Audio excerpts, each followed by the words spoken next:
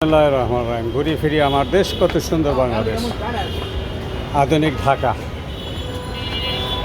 Digital Dhaka, smart Dhaka, মানে আধুনিক ঢাকা পার হয়ে ডিজিটাল ঢাকায় সেটাও ক্রস করলাম। এখন এই স্মার্ট ঢাকা শহরে আসলাম। তো এখানে একটু ব্যতিক্রম হয়েছে, একটু রাস্তা পারাপারের জন্য একটু ভালো ব্যবস্থা করা হয়েছে, কিন্তু এটা কারণ বাজারের মোড়। তো একটা জিনিস লক্ষ্য করলাম, আগে যেরকম খোলামেলা ছিল এখন বুঝে আছে, উপর দিয়ে ওভারফ্লাই আছে, বাস চলে, মেট্রো রেল চলে, বাট যেটার জন্য কথা বলতেছি আসলাম দেখাইতেছে আপনাদের, যানজট কিন্তু কমে নাই। দেখেন শতে শতে হাজার হাজারে একেবারে সেই আমার তো মনে হয় সেই রাসেল স্কোয়ার পর্যন্ত যানজট।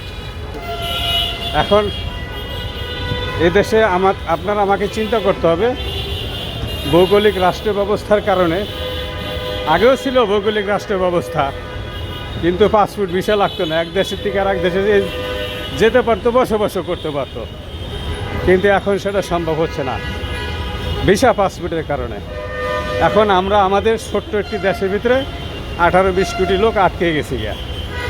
এখন এখানে যদি আমি প্ল্যান প্রোগ্রাম না করে সেই বুদ্ধি খাটায় যদি বসবাস না করি, কখনোই দুর্ভোগ পোহাতে হবে, মানে যাবে না কখনো। আর ঢাকা শহর তো এখন বহুতলা বস্তি হয়ে গেছে গিয়ে একটা। এটা যতগুলি বিপজ্জনক শহর আছে, মেগা সিটি আছে, তার ভিতরে ঢাকা একটা। যদি কোনো প্রকার ভূমিকম্প আসে তাহলে সব ম্যাসাকার। এখন আমার প্রশ্ন হচ্ছে যে আমরা কেন পরিকল্পিতভাবে বসবাস করছি না? ব্যাঙ্গে ছাতার মতো 2টা পয়সা হইলেই গাড়ি কেনে। আরে বাবা, 50 থেকে 60 বছর আগে এদেশে কোনো বেড়াই জমিদার ছিল না। তার আগে গোলামি করছে 200 বছর ব্রিটিশদের। এখন 4টা পয়সা হলে প্রাইভেট গাড়ি কেনে। এই ফুটানি না দেখাই আমাদের শান্তিপূর্ণ বসবাস করা উচিত। কীভাবে এত গাড়িগুড়ি কেন কিনবে?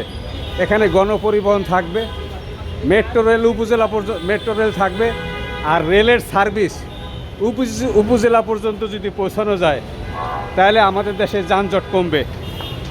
তো যারা নীতি নির্ধারণ করতেছে, যারা রাষ্ট্র পরিচালনা করতেছে, আমি তাদেরকে বলবো যে আমজনতার পরামর্শ একটু শোনেন, আপনারা ওরকম ব্যবস্থা করেন যাতে আমরা পরামর্শ দিতে পারি।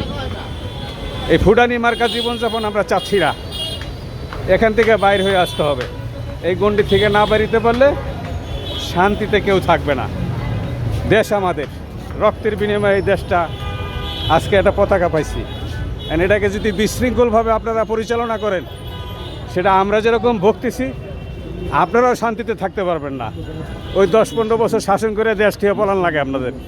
কাজেই আপনারাও জনতার যে সাধারণ আমজনতা, তাদের পরামর্শ শোনেন, আমাদের প্ল্যান চেঞ্জ করেন, কীভাবে ছোট দেশে এই মানুষগুলি বসবাস করতে পারবে এবং জমি জমা সেগুলিকে আমরা ঘরবাড়ির জায়গায় খরচ না করে কীভাবে ফসল উৎপাদন করা যায় সেই চিন্তাও করবেন। যে যেখানে থাকবেন ভালো থাকবেন। আর একটা কথা মনে রাখবেন, আপনার প্রতিবেশীকে ভালো না রাখতে পারলে আপনি নিজেও ভালো রাখবেন না। ভালো থাকবেন এবং প্রতিবেশীকে ভালো রাখবেন। আবার দেখা হবে, আবার কথা হবে। আসসালামু আলাইকুম।